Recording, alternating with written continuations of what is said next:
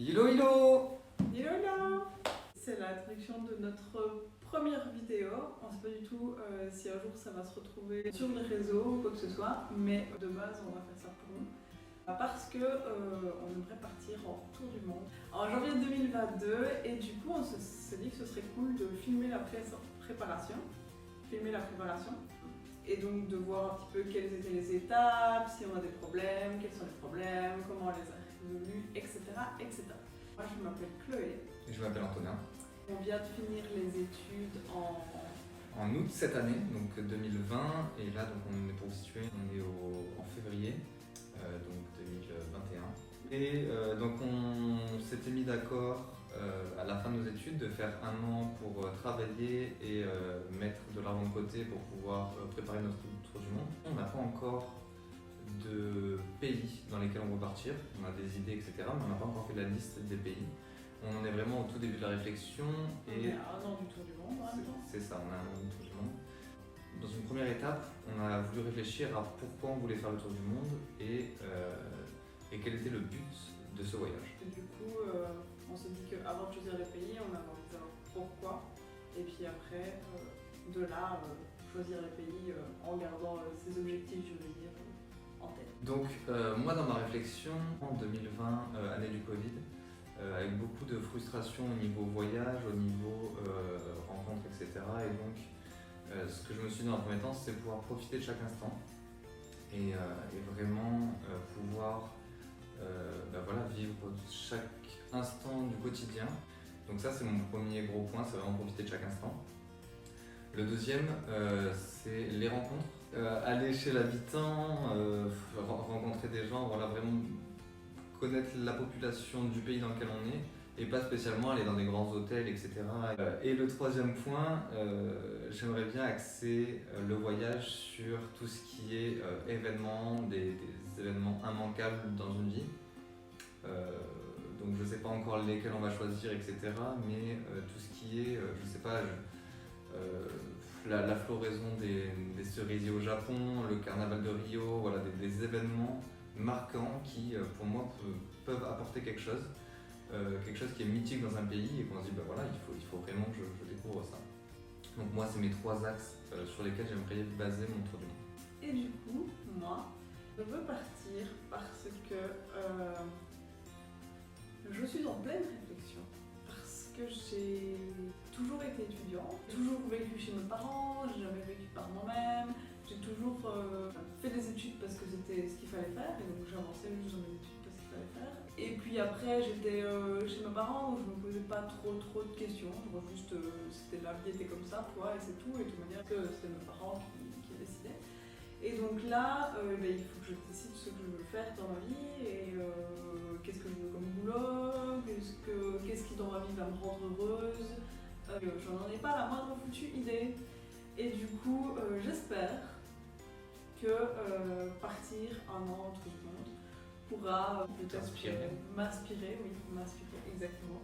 Pour pouvoir, moi, savoir exactement qu'est-ce qui va être important pour moi, répondre un peu à plein de questions comme ça. Alors, j'en attends peut-être beaucoup de ce tour du monde, mais en attendant, vu que je suis avec toutes ces questions, j'espère quand même à un moment donné y trouver une réponse. J'espère. Deuxièmement, j'aimerais bien en profiter de ce tour du monde et plutôt vivre des moments qui vont me couper le souffle. Ces choses-là, j'aimerais bien surtout voir des beaux paysages, des paysages magnifiques, des choses où je vais me dire c'est dingue que ça puisse exister. La bouffe, je veux manger, je veux goûter des plats, je veux essonner mes papilles gustatives, Ouais. m'envoyer des feux d'artifice gustatifs. Et troisième axe, donc on a les paysages, la bouffe et les animaux, parce que j'aime beaucoup les animaux, j'adore ça. Donc voilà, ça c'était un petit peu notre réflexion donc, de départ sur notre tour du monde. Pour vous situer, on pense partir un an. Donc là on est en train de tout préparer, on aimerait bien partir en janvier 2022 si la situation sanitaire nous permet. On s'est renseigné au niveau des budgets, etc. Et on pense partir avec un budget de 20 000 € chacun. Voilà, je pense que ça conclut bien notre première partie. On pense recommencer à record le mois prochain avec la liste des pays. On va chacun de notre côté écrire les pays et tous les endroits du monde, ou les événements, ou peu importe, tout ce qu'on aurait envie de voir, sans aucune limitation de temps, de géographie, de quoi que ce soit, de budget, Juste ce qu'on veut faire. Juste tout ce qu'on veut faire dans l'absolu. Et puis après, chacun de notre côté sans s'en parler. C'est ça. Le but, c'est vraiment d'avoir une réflexion chacun pour pouvoir mettre ce qu'on désire faire et pas forcément être influencé par les idées de l'autre. Ouais. Et puis ensuite, pour la prochaine vidéo, de mettre en live la comparaison de le ce que nous on veut faire. Donc pour vous, ce sera peut-être juste après. Nous, il y aura un mois qui va se passer entre maintenant et le reveal. Allez, avant quelques secondes.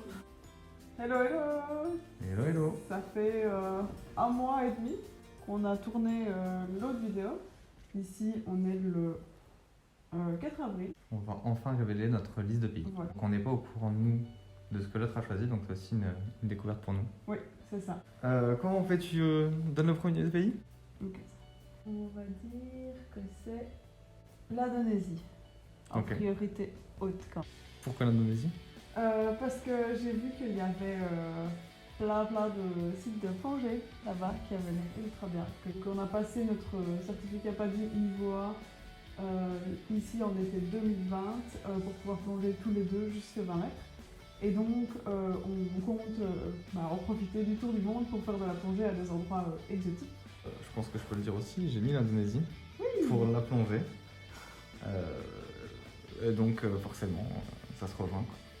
Et du coup, je vais en donner un autre, puisque celui-là, on a tous les deux. C'est bien parce que si on est d'accord, ça fait moins de choix. J'ai choisi le Népal pour le trek de l'Everest. Eh bien, j'ai choisi le Népal aussi. Finalement, on aurait peut-être dû faire la liste ensemble vu qu'on a tous les mêmes pays. J'ai aussi pour l'Everest, et j'ai vu qu'il y avait aussi le massif des Annapurna qui avait l'air cool. Ouais. Et sinon, pour les temples de Katmandou. C'est ça. En fait, il y a plein de trucs à faire et je me suis dit qu'en défi sportif, ça pourrait être cool. C'est vrai. Plus j'en dis un autre. Oui. Je pense qu'on est tous les mêmes. Non, je pense pas. Ok, mon suivant en Asie, c'est la Mongolie. Ok. Déjà, il y a un désert en Mongolie, le désert de Gobi. Oui. Donc voilà, ça peut être plutôt cool de voir un désert. J'aimerais dormir dans une yourte, parce qu'on peut dormir dans une yourte en Mongolie. Tout à fait. Donc je trouve ça plutôt cool. Et il y a des monastères bouddhistes aussi. Oui. La Mongolie, ouais, j'y avais pensé, mais je l'ai pas mise. Ah bon? Non, je l'ai pas mis. Par contre, j'ai mis Laos en pays. Ok. Et c'est le pays, on en avait parlé, où je t'ai dit, j'ai un pays, je sais plus pourquoi j'avais mis ça, parce que j'y avais déjà pensé avant. Ouais. Et en fait, je suis allé revoir sur un site et il y a tellement de trucs magnifiques là-bas. J'avais un peu groupé Laos, Thaïlande sur un même truc, mais c'est en priorité l'eau sur ma liste. Ok. Donc voilà. J'ai aussi mis la Thaïlande du coup, Oui, forcément. forcément. Et puis il y a la plongée là-bas, il y a aussi plein de trucs à voir qui ont l'air trop cool. Donc, Ouais, moi la Thaïlande m'attire moins parce que je pense que c'est très touristique. La Thaïlande, c'est vraiment une destination qui vient vite en tête et qui est très touristique. Ouais. Et du coup, ça m'attire moins que par exemple la Mongolie. Je pense qu'il n'y a pas beaucoup de gens qui y vont. Ouais. Et du coup, je me dis que l'expérience sera peut-être meilleure. j'ai mis le Japon, toujours du côté asiatique. Donc le Japon, j'aimerais bien y aller pendant la saison des cerisiers en fleurs, qui est une cérémonie magnifique, je pense. Et j'aimerais bien faire un Mario Kart dans la ville. Donc j'ai vu ça, ça a l'air énorme, et donc j'ai envie de faire ça. Voilà. Est-ce que tu penses que j'ai mis le Japon ou pas sur ma liste? Je pense que t'as mis le Japon. Tu penses que j'ai Parce mis que le ça a Japon? l'air vraiment cool, le Japon mange bien là-bas. Oui, j'ai mis le Japon sur ma liste. J'ai mis le Japon sur ma liste et comme période, j'ai mis Sakura, cerisier en fleurs au Japon en fin mars, début avril. Exactement, j'ai marqué exactement pareil. Donc voilà, c'est bien. Moi, il me reste un pays en Asie, c'est le Cambodge. Aussi magnifique le Cambodge. Tu l'as mis? Je l'ai pas mis. Ah. Je l'ai pas mis. Le Cambodge, c'est une de mes priorités high, donc Ok. une priorité haute. J'aimerais vraiment bien aller au Cambodge. Ok. Il y a les temples de la cité d'Angkor, Angkor. Je suis désolée, je dois prononcer ça comme une chèvre. Ouais. Mais voilà. Et sinon, j'ai vu qu'il y avait plein d'îles aussi au niveau du Cambodge, et notamment des îles avec des bungalows. Et donc voilà, ça c'est un pays que j'aimerais vraiment beaucoup faire aussi. Ok. Moi ensuite je pars en Nouvelle-Zélande. Je pars. Je pars en Nouvelle-Zélande. Du coup, c'est plus trop l'Asie, c'est l'Océanie. C'est pour ça que je disais, mais on s'éloigne. J'ai mis la Nouvelle-Zélande parce que il y a de super paysages et il y a aussi pas mal de plongées là-bas. Ouais. Et donc je trouve ça intéressant d'y aller aussi. J'ai mis la Nouvelle-Zélande aussi. Ok. Je sais pas si ça sera possible parce que je pense que c'est très cher. Ouais. Donc voilà. Mais j'ai mis qu'il y avait des parcs nationaux qui sont apparemment très très magnifiques. Très très magnifique. Très très magnifiques. Des treks à faire et des fjords. Ouais, Et complètement. donc voilà, j'ai vu ça, je me suis dit allez, c'est parti. Donc voilà, Nouvelle-Zélande et je ne sais pas si tu as encore un pays dans ce coin-là. Il y aurait bien l'Australie, mais l'Australie c'est beaucoup trop grand que pour le faire pendant le tour du monde. J'ai pas mis l'Australie non plus parce que c'est juste tellement immense qu'il faudrait y passer beaucoup trop de mois par rapport au reste. Mais par contre, il y a une petite archipel de 83 îles qui s'appelle Vanuatu, qui est dans ces environs-là. Et du coup, il y a plein d'îles, il y a une île avec un volcan dessus, il y a une île avec la Champagne Beach. Et apparemment, c'est vraiment des îles au côté très paysage, aventure, machin, etc. Et tous les gens qui sont allés là sont super satisfaits d'avoir été là. Ok, Donc, je connaissais pas du tout avant de, je connais pas du tout. avant de J'ai me hâte de renseigner, découvrir. mais voilà. Ok. Ça, c'est mon dernier pays en Océanie. Ok. Et ensuite, on passe en Amérique du Sud. J'ai noté le Pérou. Ok. J'ai noté le Pérou aussi. C'est bien, il y a déjà des pays où on Oui, c'est vrai. est plutôt sûr d'aller. Il y a déjà le Machu Picchu et la vallée des Incas. Il y a pas mal de Vachement. sites historiques qui sont intéressants. Il est possible de faire des excursions en pirogue dans la forêt amazonienne, Ouais. which I wanna do, Ouais. et des cérémonies avec un chaman. Ouais. Apparemment, c'est dans le faisable. Ok. On a un autre. J'ai mis les Équateurs et les îles Galapagos. Déjà, parce qu'il paraît qu'il y avait de très belles plongées à faire là-bas. Et dans les îles Galapagos, il y a juste des animaux qu'on trouve nulle part ailleurs. Donc, voilà.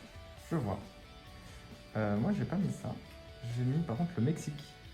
Ah oui, Parce qu'il y a aussi pas mal de sites historiques que j'ai envie de voir. j'ai pas mis le Mexique. Ok.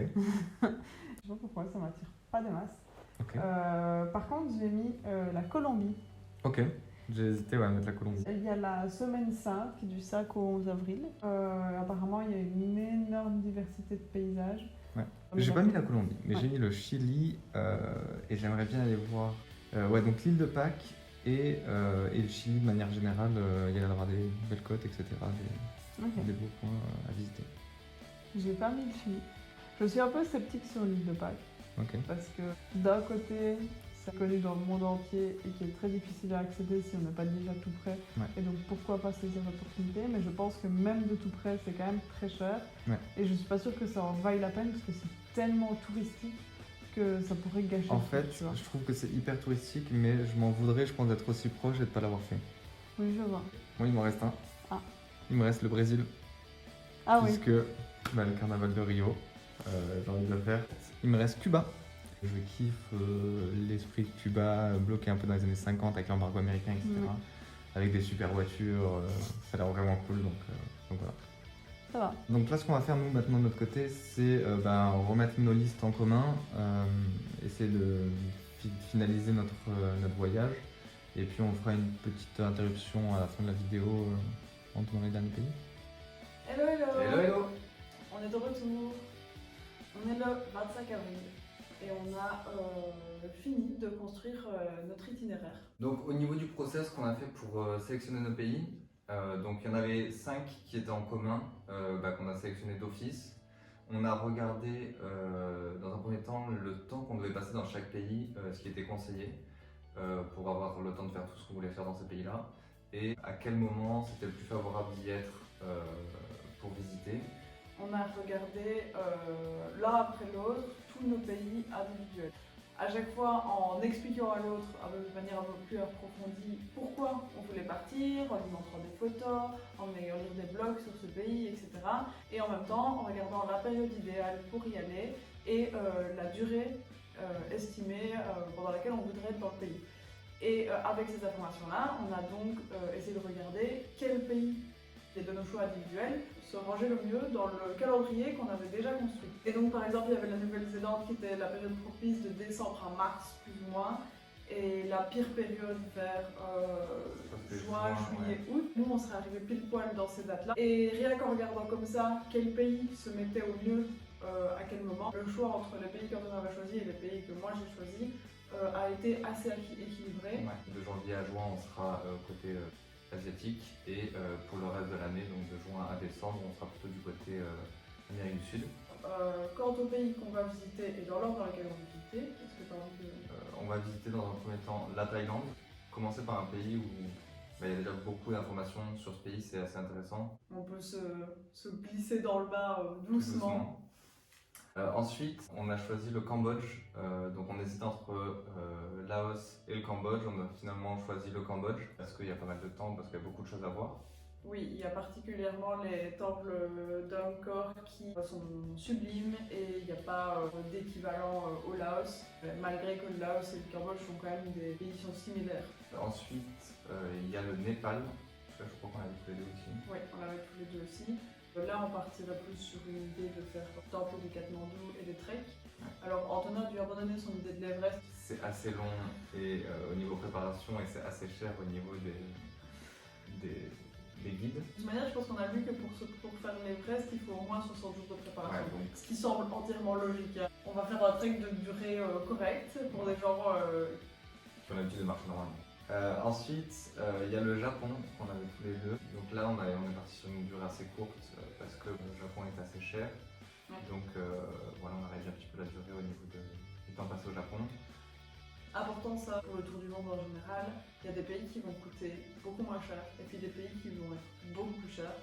Et donc il faut essayer de privilégier des pays qui sont moins chers si on n'a pas le budget. Et surtout au niveau de la durée, pas hésiter à passer 4, 5, 6 semaines dans des pays qui sont un peu moins chers et peut-être limiter à 2 semaines, 2 semaines et demie, 3 semaines dans des pays qui sont plus chers.